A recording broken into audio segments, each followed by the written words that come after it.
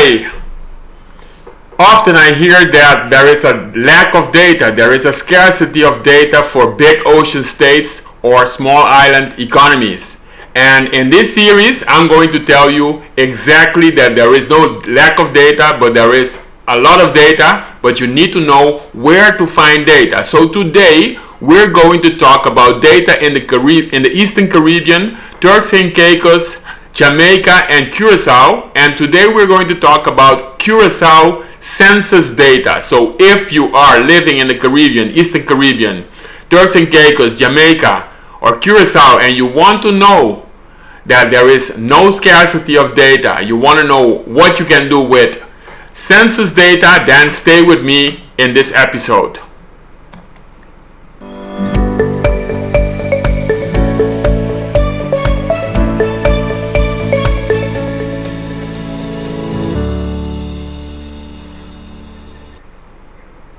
Hi, my name is Rooney Calmera, and if this is the first time you're here, welcome to the Data Analysis and Policy Show, the show where we turn data into analysis so that you can create the right sustainable policy. I have promised you that I will be giving 12 sessions, and in 12 sessions I'm going to share with you that there is no scarcity of data. One of the biggest problems that my students always tell me and my clients is, where do you get all that data? Where do you get the data? Because there is a scarcity of data in the Caribbean, in the Eastern Caribbean. We cannot find data. That's the most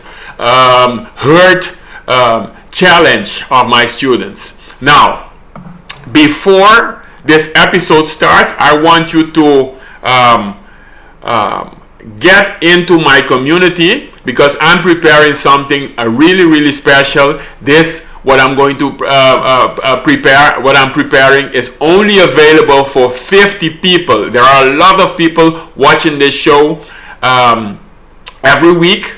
So this is special for only 50 people, and I'm going to share that in the upcoming videos. So if you want to be the first one to hear about this special thing, this crazy thing I've never done before, then you have to go to www.caribbeanstrategicboardroom.com/wait list. And once you're there, you have to sign up with your name and email. It is free right now, and you will be the first one to hear about this special thing I have. Now, today I want to tackle the data issue. For instance, of Curacao, I'm going back to Curacao. Yesterday I went to Curacao also, and I showed the debt and fiscal data, the debt and the financial deficit data, and today I'm going to show you about census data.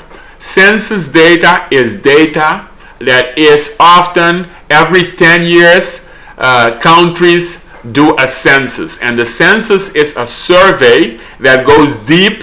Everybody on your island is being asked. So a census is a kind of survey that has rich amount of data. So I don't want you any more to say that there is no data. Look at the census for your island, for your big ocean state, and then make sure that you use that documentation of the census. Because in the census, since everybody is being asked, it is a full survey. You have a lot of data, and what you can actually do with census data is you can see the data in more dimensions. So the same data you can see in more dimensions. Imagine you have the neighborhoods in your island, and you want to see unemployment. You want to see how many people are younger than 14 years old. So how many people are young? How many people are between 14 and 65 years old? So the potential working population. You want to see what is the state of the buildings of in the community. So all those things, you can see that in census. So there is the census is a rich survey, It has a lot of data, and I'm going to show you the data for Curacao. So let's go to Curacao, and I'm going to show you 7 indicators of the data of Curacao. So let's look at the census. I'm here in the census data. So the census data, it can be mapped, most of the time it can be mapped on your island. So if you are in the, here you see Curacao, and you have different neighborhoods of Curacao, and to the left you will see the different indicators of the census. Now I've picked 7 indicators to just show you how this information is used. Now, as you know, I have created 12 macroeconomic models of the Eastern Caribbean, Curacao, Turks and Caicos, Jamaica, and during these macroeconomic models, in the macroeconomic models, I use a lot of data. But the census gives me more information to go more detailed. If you're talking about sustainability, if you're talking about poverty, if you're talking about any analysis, and you want to see a picture of your island and how different neighborhoods, what the indicators are for different neighborhoods, then you need the census data. Okay? Unfortunately, the census is only done once every 10 years, but you can look at the different data, 2011 and maybe 2021 for Curacao, and then you will see the data. Now, imagine you have this information for your island, and I'm going to show you what kind of information you can get from the census. This is just 7 indicators to show you what is possible, so you don't ever say again that there is a scarcity of data. Remember, in this series I'm going to show you that there is data, where you can find data, so you don't say anymore there is a scarcity of data. Now, let's look at the first one. Imagine you are looking at a number of households. You want to know how many households there are, either for your policy, for your investigation, for your research, etc. You want to know how many households there are because you have a policy created for the households. Now, in the situation of Curacao, you will see the number of households. The number of households, when I click here to the left, you will see the number of households in Curacao. Now, for instance, the darker it is, the more households there are, between 800 and 1500 households, and the lighter it is, that those are the areas that are less populated. So let's look at this area. You see Terra Cora. Terra Cora is a neighborhood with 1200 private households. And then if you see this area here, Christoffel is an area which is lighter, 8 households. So if you have policy and you want to look at the indicator number of households, then you sure can use this census data. So of course there are tables. This is presented geographically, but the census also has census tables where you see all those neighborhoods, and you see this number behind the neighborhood, and you can ask them at your statistical office. You can ask them in Excel spreadsheet and do some calculations with that. So there you see that the more dense Sanfuego is another place where basically, no, let me put it this way. In here, Montaña Abao is also a very high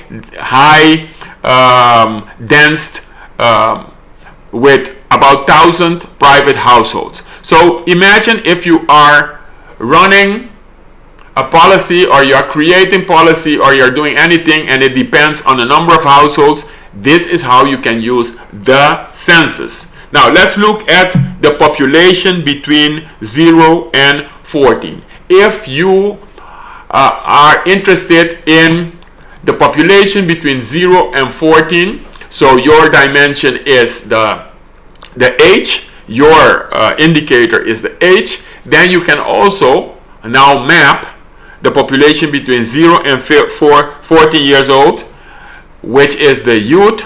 Let me see, population between 0 and 14 years old, and you can see the youth. So again, let me show you the legend.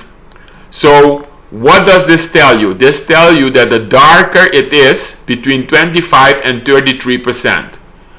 You see, the darker it is, here you have City Papaya. In that neighborhood, there is 30% of the population was between 0 and 14 years old. While for the whole Curacao, it was 19%, 19.5%.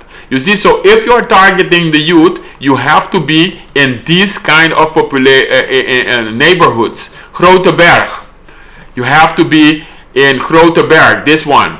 You have to be in Klein Sint-Michiel, because there 25% of the population is youth. You see, Klein Sint-Michiel. You don't have to be here, let me see, here in Sami Libier. Because Sami Libier, in that neighborhood, only 14.9% is between 0 and 14%. So how can you use this? Imagine you are creating something, policy for mothers. You are creating some policy for youth facilities. You are creating policy for youth. You are building sport facilities for youth, and you want the youth to be close to that facility. Okay, you want the youth to be close to that facility because they don't have money to go with buses, etc. You want to target that. Then, based on this information of the census, you already know where you need to put that sporting facility to reach more of a higher percentage of the youth. You see, so I'm talking to you and I'm showing you that there is data and how you can use that data for your analysis and to create policy. And if you have a policy, for instance, to reach the youth, then you can use the data, the first step, to target your policy, to implement your policy. Okay, so if you're targeting the youth, those are the spots where you really need to get your sporting facilities or anything for the youth to reach a higher percentage of the youth. I'm not saying don't do it here, but I'm saying where do you need to target the youth first. Okay, which counties, which neighborhoods have more youth? If you are targeting youth problems, so then those neighborhoods will be potentially a great pilot neighborhood to start with your project, because then you will be able to receive a high percentage of youth. Okay, so look at this. Spanish Bracapit May, also a very youth intense county. Okay, so now let's look at the older population, the population between 15 years old and 65 years old. And remember, you can comment, you can ask any questions. If I have more time, I can answer your questions. So type your questions below, and let's look at the older population. So imagine you are looking at the data and you want the people, the potential working population. So the people between 15 years old and 65 years old. Most of the time internationally it is defined as between 15 years old and 65 years old is the working population. 64 years old, the potential working population. Of course, there are people in the youth that go to school, but technically between, let's say, 15 years to 64 years, you will reach that potential. You have a program, for instance, targeted for people who will enter the labor market. You have a program designed For instance, in these COVID times, you have a program to help people get back to their jobs. Then, where do you need to target? Which neighborhoods? You see, we are using the census data. There is data, and once you have this data, you can better target your policy. You can do better analysis. Let's look at this. So 65, between 15 and 64 years old. That's the population between 15 and 64 years old. I click here and I already see this great map of the Central Bureau of Statistics of Curacao shows me the census data. So what does it mean? It means that this population is, the darker it is, the higher the percentage again.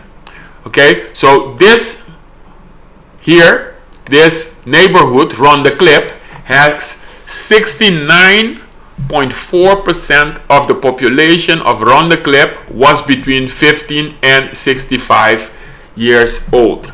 So if you're targeting the people who can potentially work between 15 and 65, then this is a great neighborhood to target. Again, let's look at another neighborhood. Roy Santo is 70% of the population of Roy Santo was between 15 and 65. So here you see again that this is a neighborhood with a high percentage of people who need to who are potentially going to work. Neighborhood. So here you see how you can gather macroeconomic data for your analysis, like I'm doing in my 12 macroeconomic models for the Eastern Caribbean, Curacao, Turks and Caicos, Jamaica. But then you can refine that information and break it down and have a more targeted analysis. Okay, let me talk to you about resiliency, and I want to go back to the screen to show you. Now, there is a lot of information often told about rich and poor. Rich and poor people. Where are the rich people, the more wealthy people living? Where are the more poor people living? So once you want to do that analysis, you want that indicator, which is the mean household income. So the mean household income tells you how on average the people in that household, we have seen already the households. Now we are putting a dimension on how much money do they earn. So imagine you have two people living in a household, and then they have total money, they have 100,000 guilders. Then on average that household has 50,000 guilders. It doesn't mean that everybody is rich in that household. It can be that you have two parents and then 5 children, and then still the household has a lot of money.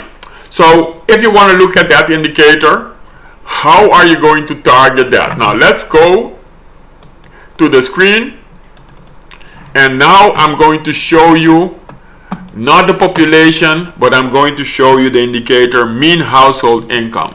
So what is the mean household income? Let me look at this.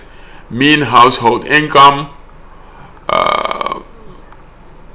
the household income, and we have to see, let me see, I've seen the mean household income. There are many indicators there. Okay, so this is the average household size and the mean household income. Let me look at it.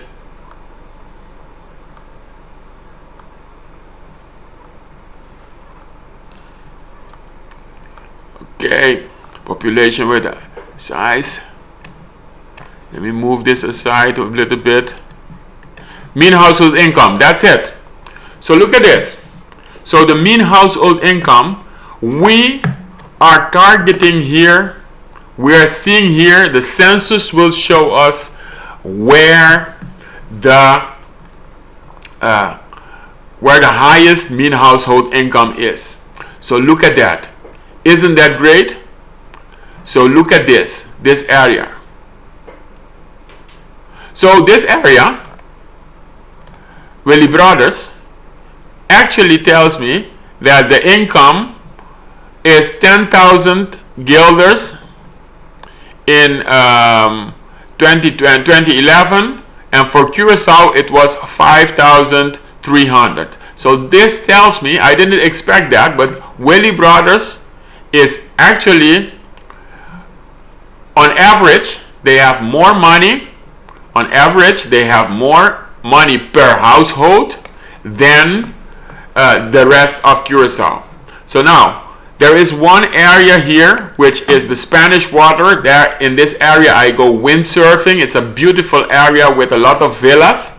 And I know that this area has also 9,864 average household income, gross household income, and then that is higher than Curacao. So you see here, those are the more wealthy neighborhoods. This neighborhood, Bragaputabao, 10,900. You see, these are wealthy neighborhoods. Yantil, 11,000, even higher, 11,000 on average. Okay, and then the less wealthy is, for instance, the ones who are lighter. So let's look at this Buena Vista. You see, Buena Vista has 3,814 guilders, which is lower than the average. So if you take the average of Curacao, which is 5,332, and you are below the average, that means that there are certain problems in that neighborhood. There are certain problems because the unemployment probably will also be higher in that neighborhood. Okay? There will be the household size. With more children, there will be higher household size on average in that neighborhood. Because I want to tell you that these kind of indicators, they are of course correlated. They are linked to each other. So what I'm showing you here is only 7 indicators to show you, to give you a taste. But once you link those indicators, you put those things on together, and you do some simulations with your economic model, you do some analysis, you do some graphs, you make some analysis between what happened with the previous census, you are going to see some patterns. So you're not going to be talking anymore only about the average of the island, of your big ocean state, but you can target the neighborhoods. Now, we cannot enter the families, but the neighborhoods are there. And in the census, there is also information about the families. How many households are there? We have already seen that. Okay?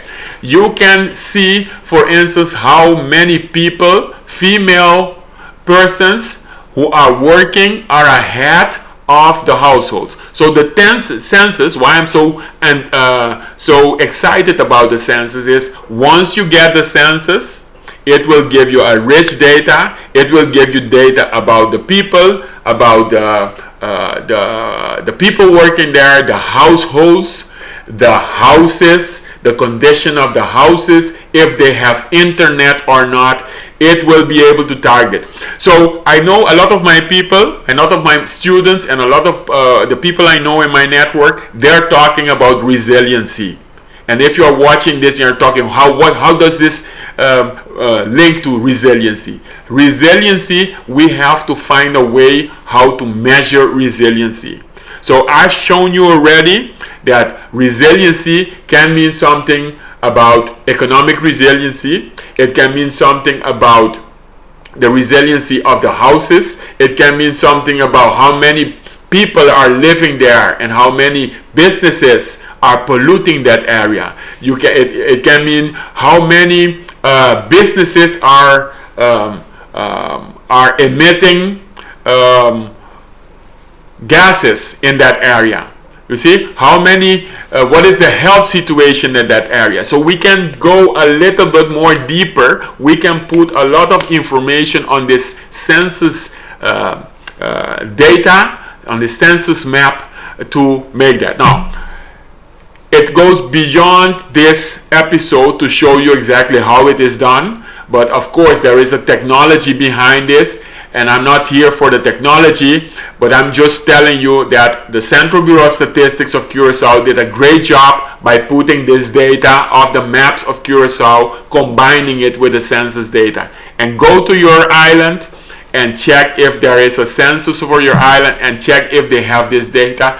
They sure have this data, because the data of the census is internationally the same format, and every island has to do a census every 10 years. Okay, so let's move to the next one, which is poverty. Poverty. If you are analyzing poverty and you want to know a little bit more deeper about the unemployment. Now, the unemployment of Curacao in 2011, I think it was 9.8%. So according to my macroeconomic model for Curacao, where I see the trend, the macroeconomic model contains all the data. It contains the relevant data on macro, on the national economy, fiscal data, household data, the labor market data, etc. According to that, it was 9.8%. But now, let's look at a refined version of that unemployment. Where is the unemployment the highest? I mean, where do you have to target the unemployment if you want to create jobs? Which neighborhoods do you have to prioritize? Which neighborhoods probably will have the biggest negative impact due to COVID-19? Because where would people already lose their job? Where was the situation? What was the situation before 2020? So here you will see a picture of the past, but this will give you an indication already of what are the most vulnerable regions of your island. And I'm just giving you Curacao as an example. Remember, you probably have this data. Now let's look at the poverty. So how do I work? You need to have the poverty, but we will not only talk about poverty, because poverty, how do you define poverty? Okay, you have to pick an indicator of poverty, which is probably unemployment, but you could have picked another indicator also of poverty. You see, so there are many indicators, and you have to choose one. You have to know which indicator you're looking at, and then you do your analysis. So didn't I tell you there is a lot of information? There is no scarcity of data. You have to use the data that you got, that you have, and there is a lot of data. So let's look at the unemployment rate now. I am very excited to show you this unemployment rate. Now, remember, I said the average is 9.8% in 2011. But look at this. Look at this. In Sami Libier, Boca Sami probably, in this neighborhood, the unemployment was 21% in that year. Higher. Twice higher than the average. So these people, they will have a lot of problem. So I can extrapolate, forecast, look at how the situation is 2020, and in 2020 problem, these people, they will have the most impact of COVID. Okay, because they were already at a negative start. Look at this one. Seri Domi. This is a neighborhood where we have a lot of unemployment, 17.6%. Okay, so I just take an example. Take this as an example. Don't you think that a lot of the people who go into crime, that probably in this area that there will be more people percentage that go into crime because they don't have a job? You understand? So with this data, Sami Libier, etc., you can already see Gibraltar 25.1%. If you don't have a program for the youth in Gibraltar, you already know that people between 15 and 64%, that they are unemployed, 25% is unemployed. That means that if you don't have a youth program in that area, you already are not building and investing in the next generation. Okay, so look at this one. Look at this one. Kustbatterij, 18.7%. Much higher, twice the average. Twice the average. And this is only the average, isn't it? This is the average. It can mean that certain households, maybe nobody's working in that household. So this is an average. This is only an average, which means that at both sides of the average, there can be a spread. This average doesn't tell you that every household, it is just an average. So maybe there are a lot of people over there in the households that nobody is working. Maybe for generations they are not working. So if you go and you pick up this census of 10 years earlier, maybe 2001, and you are seeing the same spots all over again, then something must be happening in those neighborhoods that keep perpetuating the unemployment. Okay? Because this doesn't happen overnight. It is a process. Maybe you need to do something with the schools. Maybe you need to start analyzing the data like we already analyzed, how many youth, etc. And maybe you need to start creating policies for that. Now, again, I want to go to my clean Scott. What does this tell you? This tells you that there is a lot of data. This tells you that once you see the data alone, you can start analyzing the data, you can start linking the data, and you can start also creating policies. Like this series of show, they are called data analysis and policy. You see now why I call it data analysis and policy? Because I'm showing you the data and I'm already doing analysis and I'm already creating the policy, or I'm targeting the policy based on the data. Now, there are not a lot of people who do that, and if you click on www.caribbeanstrategicboardroom.com/waitlist, you can join for free, and I promise you that we can go deeper into this. There is something which I'm building right now, and it is an incredible thing that I'm creating. I've never done this before, and it is only for 50 people, where we will go more into data analysis and policy. So let me continue. Often you hear about the living conditions, so the state of the households. Now we can go into the living conditions and we can say, okay, this household, is it good, a good house, a house building, or not? We can go much deeper and say how many households have on average internet access, internet, which is a basic need. How many have water? How many have electricity? You see, different indicators to target that that neighborhood and the household, so that you can create better policies. Now let's look at the living conditions of the households, and I'm going back to my dashboard and screen and showing you my screen demo, because now I am interested in another indicator, which is the living conditions. So what is the living conditions? Living conditions, living accommodations. Living This is the indicator, living accommodation in bad conditions. So you don't want to be on this list. You don't want to be orange. You don't want to be high, because if you are dark colored, that if this is like a darker color here, it means that this is higher.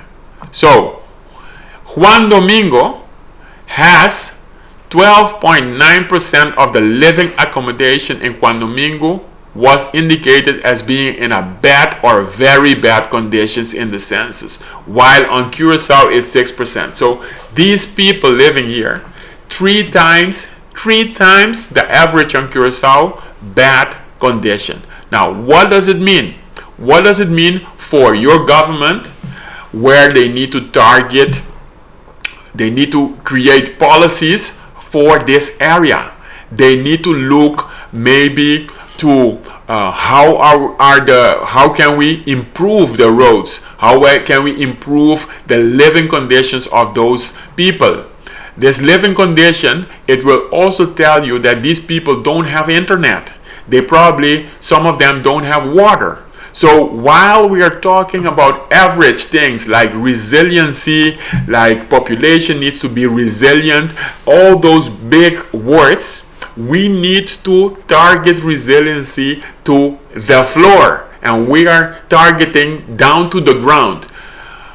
I don't want you to say there is no data about resiliency, because what I want you to say is there is a lot of data, because Rooney tells me that there is a lot of data. Only we need to find that data, we need to use that data correctly. Okay, I don't want you to complain about data anymore. There is a scarcity of data all the time. That used to be the top priority, the top challenge of my students in my programs. But you see here how you can get that data. Minya Scarbai, 54, let's zoom in there, 54.5% of the living accommodations in Minas Gerais was indicated as being a bad to a very bad condition. Now, I'm telling you, I'm not a politician. I'm an economic advisor. I'm an economist. I work based on data. But next year there will be elections in Curacao. Now, I want to see some political parties that use this kind of data to design their programs for the next 4 years. I want to see political parties that say, I looked at the census and I know for sure that in Zwan there is 95.7% of the people in the living conditions was indicating as bad. So if you want to target the poor, if you want people to have a house, a roof on their head, then these are the areas you need to talk. Look at this. A lot of people. Now, let's look at, for instance, a very low area. And a very low area is around here, of course. Bracaputariba, 3.4%, because here we already saw that these people, they have a much higher income per household. In here, you see, 1.7%. Of course, the living conditions are good. All these people, they have internet, etc. So Yantil, of course, 0.5, because we have seen that the people have a higher income over there. You see, so you can target your neighborhood, and you can use this data. So before I go to the last one, I want to go to talk to you again. Now look at this. We're talking about the Sustainable Development Goals. We're talking about resiliency. We're talking about climate change, all those kinds of things. But I want you to use the data who is available in the census. From now on, today, for Curacao and also for your islands, I have shown you that there is census data and what you can do for census. I've only showed you a couple of indicators, but of course you can get internet access, you can get access to water, you can get access to maybe health, you can get the health situations of all those people, and it is on a household level. Okay, so your targets, your analysis, you can use this. Now let's go to the final one. The final one is population with a native background. There's always information about migration or not migration. Where are the people who are native? The native people from Curacao, or the native people from Jamaica, the native people from Turks and Caicos, from Dominica, Anguilla, from St. Vincent and the Grenadines, St. Kitts and Nevis, Jamaica, Antigua, Barbuda. Those islands, the 12 islands, also St. Martin, but the 12 islands, Curacao, I have created macroeconomic models for them. And remember, we are going to do something very, very special, because this is just a taste. I'm giving you a taste of the data right now, but I'm going to announce soon some very, very special. So if you didn't do it already, CaribbeanStrategicBoardroom.com/waitlist. And please share this with more people. Now, the last indicator I'm going to show you is about the native people. Look at this. Already 41 minutes. So I went well over my time. I delivered a lot of information today for you. So the last one. Where do the local people from Curacao? Because in the census there is also a question regarding were you born on Curacao or not? Were you born on Jamaica or not? Were you born on Grenada or not? So if your policy is targeted towards the local people, the native people, then this is the information you want to use. So population with native background. Population with native background. That's this one. So you see, once again, you need to have your topic, which is the population with native background.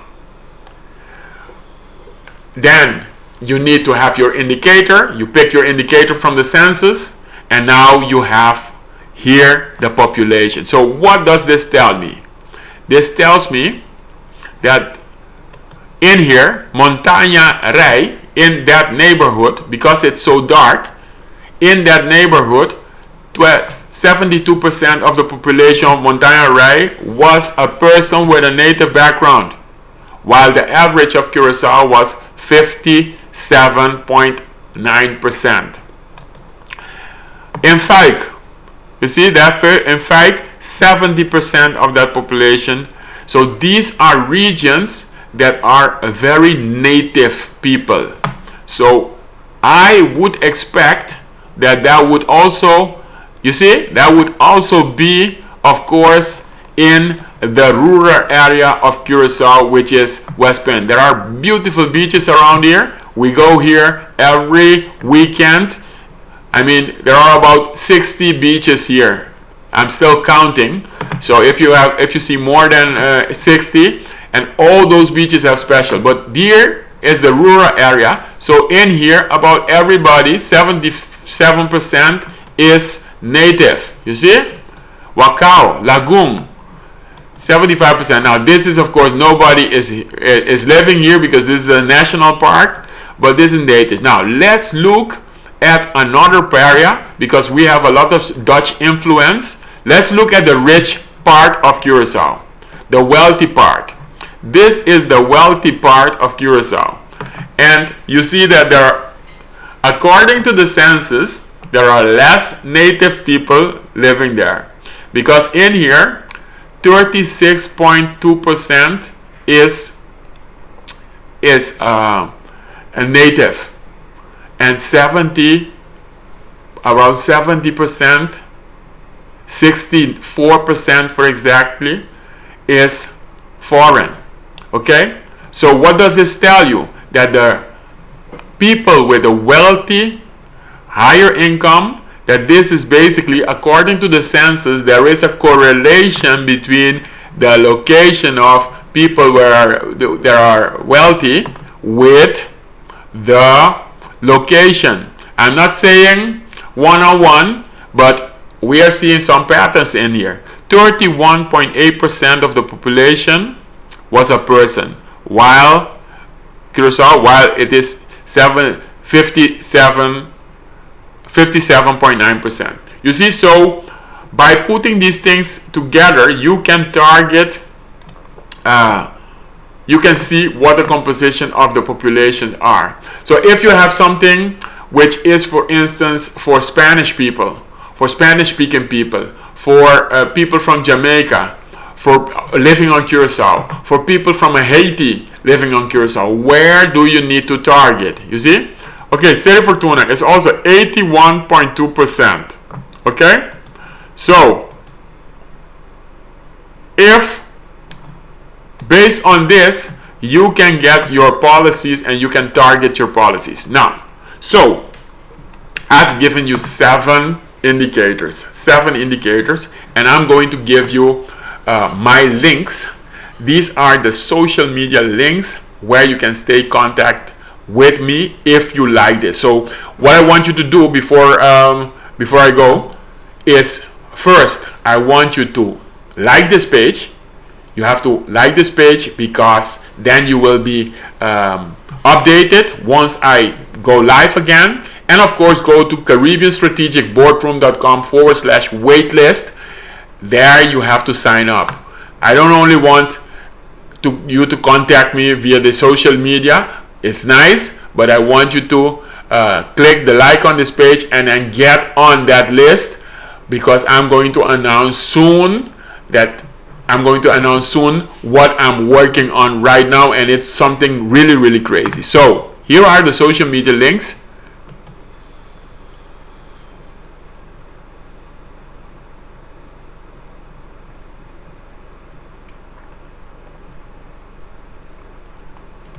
Okay, right on.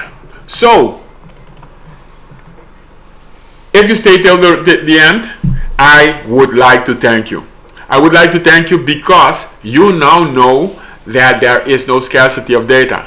You know that there is plenty data. I only showed you 7 indicators, but in the census there is plenty data, and now you know where to get that data.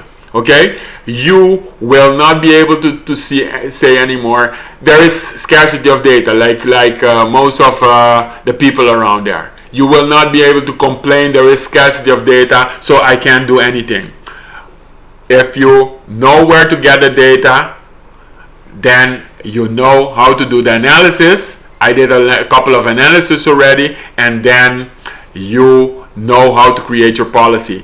And also it goes back, if you are creating policy and you don't know, you are shooting on the average of the whole country, Jamaica, Dominica, St. Vincent and the Grenadines, Grenada, Anguilla, use the census data to target your policy better. So it goes all the way.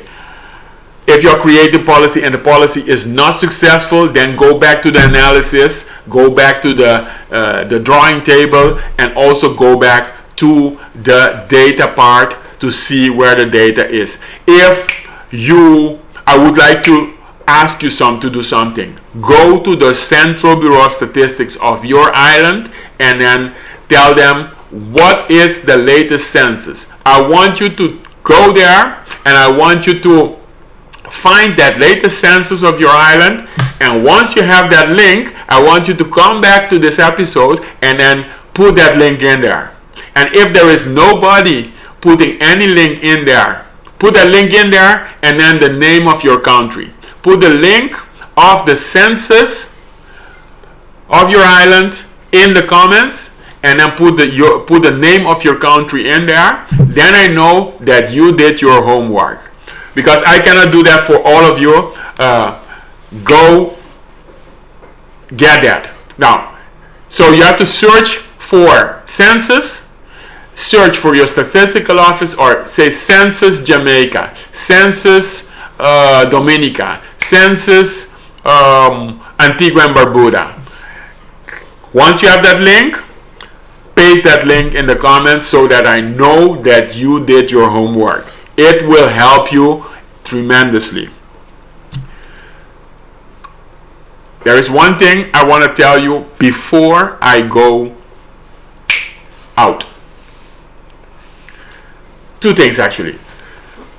Tomorrow at 4 o'clock we will have another episode for another island and about another topic, another data item. So if you want to get your island, and I'm going to show only the islands, the islands of the Eastern Caribbean, plus Curacao, Turks and Caicos, Jamaica. If you want your island, post your island and ask me about the kind of data that you want to do. We already did Curacao for fiscal data and debt. We already did Jamaica for tourism data, and we did today Curacao for census data. And everything which I do, you can do it for your island. Okay? So, click on that link, CaribbeanStrategicBoardroom.com/waitlist.